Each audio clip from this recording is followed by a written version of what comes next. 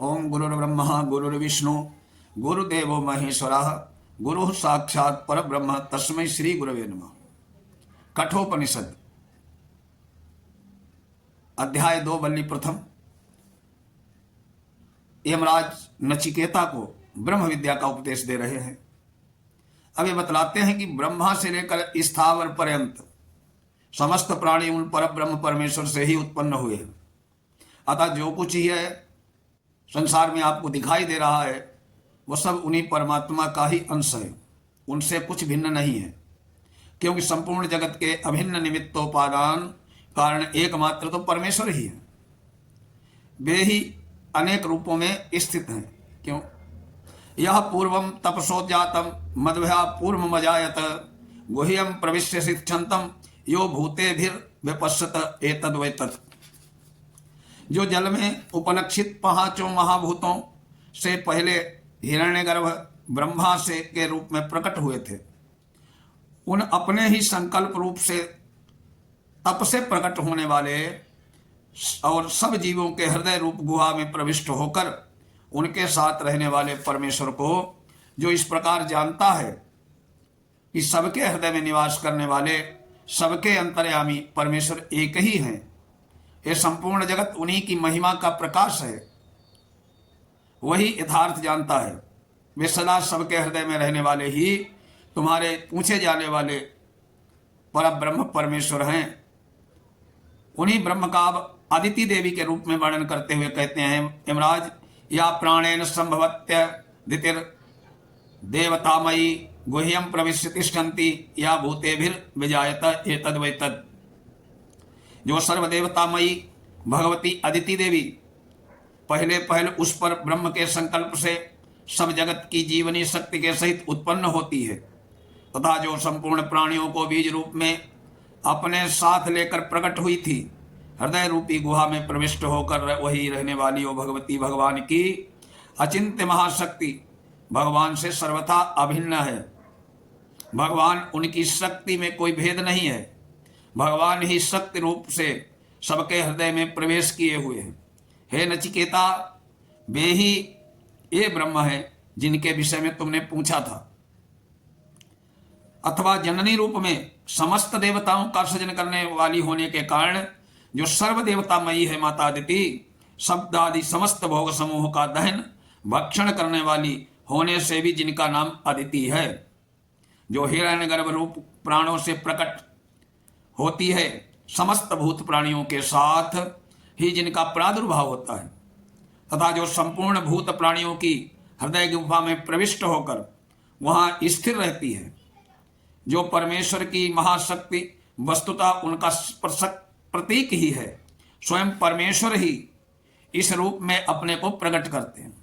वे ही ब्रह्म है जिनके संबंध में नचिकेता तुमने पूछा था। अरण्य और निहितो जात वेदा गर्भई भी सुब्रतो गर्भिणी भी दिव्य दिव्य ईड्यो जागृत बद्भिर हविक्मद्भिर मनुष्य भिरग्नि एतद्वैतद्। जिस प्रकार गर्भिणी स्त्री के द्वारा धारण किया हुआ शुद्ध अन्न पानादि से परिपुष्ट बालक गर्भ में छिपा रहता है, उसी प्रकार जो सर्वज्ञ अग्नि देवता अधर और उत्तर अरणी के भीतर छिपे हुए हैं, तथा अग्नि विद्या के जानने वाले प्रयत्नशील सावधान श्रद्धालु सब प्रकार की आवश्यक सामग्रियों से संपन्न मनुष्यगण प्रतिदिन जिनकी स्तुति और आदर किया करते हैं, वे अग्नि देवता सर्वज्ञ परमेश्वर के ही प्रतीक हैं। नचिकेता, यही वे तुम्हारे पूछे हुए ब्रह्म हैं। एतश्चोदेति सूर्योस्तम यत्र स गच्छति तम देवा सर्वे अर्पितास्तदुर्नात्येति कश्चन एतद्वैतद्। जिन परमेश्वर से सूर्यदेव प्रकट होते हैं, जिनमें जाकर विलीन हो जाते हैं, जिनकी महिमा में ही ये सूर्य देवता की उदय अस्त लीला नियम पूर्वक चलती है, उन पर ब्रह्म में ही संपूर्ण देवता प्रतिष्ठित हैं, प्रविष्ट हैं। उन सब उन्हीं में ठहरे हुए हैं। ऐसा कोई भी नहीं है जो उन सर्वात्मक सर्वमय सबके आदि अंत आश्रय स्थल परमेश्वर की महिमा और व्यवस्था का उल्लंघन कर सके। सर्वतोभाव से सभी सर्वदा उनके अधीन उन्हीं के अनुशासन में रहते हैं। कोई भी उनकी महिमा का पार नहीं पा सकता। वे सर्वशक्तिमान पर ब्रह्म पुरुषोत्तम ही तुम्हारे पूछे हुए ब्रह्म है। यदेवेह तदमुत्र यदमुत्र तदन्य मृत्योः समृत्युमाप्नोति यही नानेव पश्यति। जो सर्वशक्तिमान, सर्वांतरयामी, सर्वरूप, सबके परम कारण पर ब्रह्म पुरुषोत्तम यहाँ पृथ्वी लोक में है, वही वहाँ परलोक में अर्थात देव गंधर्वादि विभिन्न अनंत लोकों में भी हैं, तथा जो वहाँ हैं वे ही यहाँ भी हैं। एक ही परमात्मा अखिल ब्रह्मांड में व्याप्त है, जो उन एक ही पर ब्रह्म को की लीला से नाना रूपों, नामों, रूपों में प्रकाशित देखकर मोहवश उनमें नानात्व की कल्पना करता है, उसे पुनः पुनः मृत्यु के अधीन जाना पड़ता है। उनके जन्म मरण का चक्र सहज ही नहीं छूटता है। अतः दृढ़ता पूर्वक यही समझना चाहिए कि वे ही एक पर ब्रह्म परमेश्वर अपनी अचिंत्य शक्ति के सहित नाना भांति रूपों में प्रकट हैं। ये सारा जगत बाहर भीतर उन एक परमात्मा से ही व्याप्त होने के कारण उन्हीं का स्वरूप है। मनसई वेद माप्तव्यम नेह नास्ति किंचन मृत्योः समृत्युम गच्छति स इह नानेव पश्यति।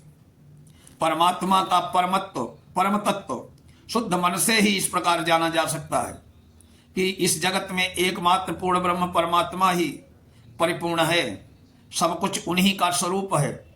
यहाँ परमात्मा से भिन्न कुछ भी नहीं है। जो यहाँ विभिन्नता की झलक देखता है वो मनुष्य मृत्यु से मृत्यु को प्राप्त होता है, अर्थात बार बार जन्मता और मरता है। अंगुष्ठ मात्रा पुरुषो मध्य आत्मनि तिष्ठति ईशानो भूत भव्यस्य न ततो विजुगुप्सते एतद्वैतद।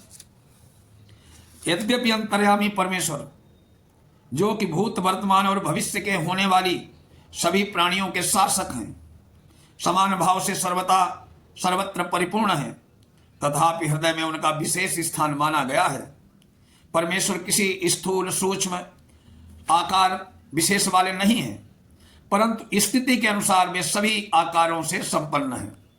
क्षुद्र चींटी के हृदय देश में वे चींटी के हृदय परिमाण के अनुसार परिमाण वाले हैं, और विशालकाय हाथी के हृदय में उसके हृदय परिमाण वाले बनकर विराजित हैं। मनुष्य का हृदय अंगुष्ठ परिमाण का है। मनुष्य ही परमात्मा की प्राप्ति का अधिकारी माना गया है। अतः मनुष्य का हृदय ही परब्रह्म परमेश्वर की उपलब्धि का स्थान समझा जाता है। इसलिए यहाँ मनुष्य के हृदय परिमाण में के अनुसार परमेश्वर को अंगुष्ठ मात्र परिमाण कहा गया है। इस प्रकार परमेश्वर को अपने हृदय में देखने वाला स्वाभाविक ही ये जानता है कि इसी भांति वे सबके हृदय में स्थित हैं। अतः फिर एक किसी की निंदा नहीं करता और न किसी से घृणा या द्वेष करता है। नचिकेता, यही ब्रह्म है जिसके विषय में तुमने पूछा था। अंगुष्ठ मात्रा पुरुषो ज्योतिर्वाद धूम कहा ईशानो भूत भव्यस्य सैवाद्य सौस्व एतद्वैतद। मनुष्य की हृदय गुफा में अंगुष्ठ मात्र पुरुषभूत भविष्य और वर्तमान का नियंत्रण करने वाले स्वतंत्र शासक हैं। वे ज्योतिर्मय हैं, सूर्य अग्नि की भांति उष्ण प्रकाश वाले नहीं, परंतु दिव्य निर्मल और शांत प्रकाश स्वरूप हैं। लौकिक ज्योतियों के में धूम्र रूप दोष होता है। वे धूम्र रहित, दोष रहित, सर्वथा विशुद्ध ज्ञान स्वरूप हैं। अन्य ज्योतियां घटती बढ़ती हैं और समय पर बुझ जाती हैं, परंतु ये वे आज हैं वैसे ही कल ही हैं। इनकी एक रसता नित्य अक्षुण्ण है। वे कभी न तो घटते हैं, बढ़ते हैं, न कभी मिटते हैं। नचिकेता, ये परिवर्तन रहित अविनाशी परमेश्वर ही ब्रह्म है जिनके संबंध में तुमने पूछा था। यथोदकम दुर्गे वृष्टम पर्वतेषु विधावती एवं धर्मान पृथक पश्यंस्ताने वानुविधावती। वर्षा का जल एक ही है, पर वो जब ऊंचे पर्वत की उबड़ खाबड़ चोटी पर बरसता है तो वहां ठहरता नहीं, परंतु तुरंत ही नीचे की ओर बहकर विभिन्न वर्ण आकार गंध को धारण करके पर्वत के चारों ओर बिखर जाता है। उसी प्रकार एक ही परमात्मा से उत्पन्न हुए विभिन्न स्वभाव वाले देव, असुर, मनुष्य को जो परमात्मा से पृथक मानता है, पृथक मानकर ही इनकी उपासना पूजा करता है, उसे भी बिखरे हुए जल की भांति ही विभिन्न देव असुरादि लोकों में नाना प्रकार की योनियों में भटकना पड़ता है। वो ब्रह्म को प्राप्त नहीं हो सकता। श्री कठोपनिषद का नचिकेता एवं संवाद का ब्रह्म विषयक ये उपाख्यान आज यहीं तक। अगले वीडियो में फिर यम नचिकेता उपाख्यान का वर्णन होगा। श्री परमात्मा ने नमः।